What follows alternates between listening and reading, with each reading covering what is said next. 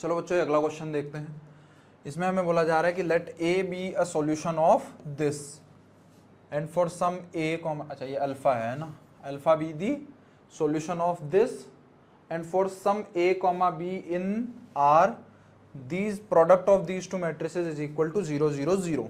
ठीक है, और फिर आगे बोला जा रहा है कि इफ 4 अपॉन अल्फा की power 4 plus m upon alpha की power a plus n upon alpha की पावर b जो है वो 3 के इक्वल है, तो m प्लस n जो है वो किसके इक्वल होगा। ठीक है, देखो समझते हैं कि भाई ऑफ कोर्स अल्फा जो है इसके जो रूट्स हैं वो ओमेगा कॉमा ओमेगा स्क्वायर होगा, मतलब अल्फा को मैं ओमेगा बोल सकता हूँ, है ना।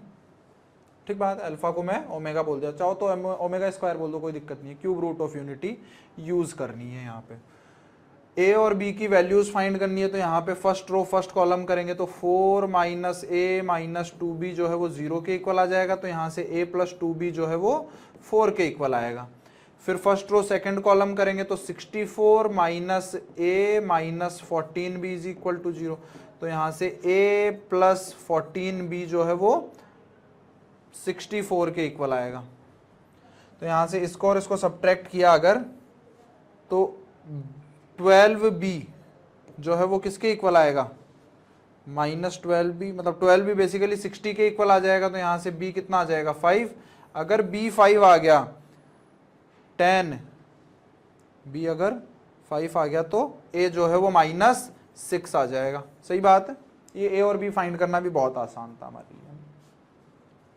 अब चलते हैं यहाँ पे है पूरा का पूरा मैटर, क्या है कि 4 अपॉन अल्फा क्यूब, अल्फा की पावर 4, तो अल्फा क्यूब को तो 1 लिख दूंगा, इसको अल्फा लिख दिया, मतलब या फिर ओमेगा लिख दिया direct, plus m upon alpha omega की पावर कितना a, ओमेगा की पावर -6, और ये plus omega n upon omega की पावर कितना है 5, ये इज इक्वल टू 3 आ जाना चाहिए। तो यहाँ से हम क्या बोलेंगे कि भाई 4 अपॉन, ये तो 4 ओमेगा स्क्वायर हो गया, ओमेगा से ऊपर नीचे, सॉरी ओमेगा स्क्वायर से ऊपर नीचे मल्टीप्लाई करवा दी, ये ओमेगा की पावर -6 ये तो 1 ही हो जाएगा, तो प्लस m प्लस इधर से कितना आएगा भाई n अपॉन ओमेगा की पावर 5, तो n omega is equal to 3। Omega की वैल्यू पुट कर देते हैं, तो भाई ओमेगा तो कितना होता है -12 माइनस √3 आयोटा बाई 2, और ओमेगा स्क्वायर कितना हो जाएगा plus -12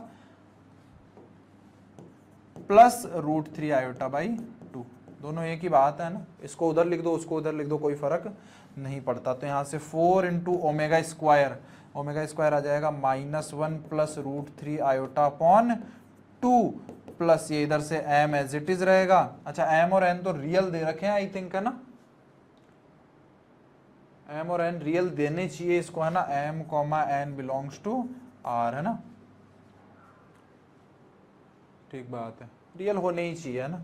plus n into omega, omega कितना दे रखा है, ओमेगा होता है अपने पास में -1 माइनस √3 आयोटा अपॉन 2, और ये इज इक्वल टू आ जाएगा 3। यहाँ से क्या क्या बातें बोल सकते हैं भाई हम, यहाँ से सबसे पहले तो मैं अगर आयोटा के कोफिशिएंट को अगर मैं ले जाऊँ साइड में, तो इधर से आ जाएगा 2√3 यहाँ से आया, और यहाँ से कितना आया -n√3, और ये 0 के इक्वल आना चाहिए। ठीक लिखा है क्या, ये 2 से 2 कैंसिल हो गया, तो ये कितना आ जाएगा 2√3, और इधर से n√3 बाई 2, तो यहाँ से n जो है वो 4 आ गया, n जो है वो हमारे पास में 4 आ गया। चलिए फिर उसके बाद में और आगे क्या बोला जा रहा है, रियल पार्ट कितना आ रहा है, इधर से 2 से 2 कैंसिल, तो -2, इधर से प्लस m, और इधर से -n/2, और ये किसके इक्वल आना चाहिए 3 के इक्वल। n की जगह अगर 4 पुट कर दिया तो 4/2, ये -2, मतलब m-4 इज इक्वल टू 3, मतलब m जो है वो किसका कितना आ जाएगा 7 आ जाएगा। तो m की वैल्यू हमारे पास में 7 आ गई, n की वैल्यू 4 आ गई, तो m प्लस n जो है वो 11 हो जाएगा, है ना। ये यहाँ पे m और n जो है वो रियल देने चाहिए, ठीक है।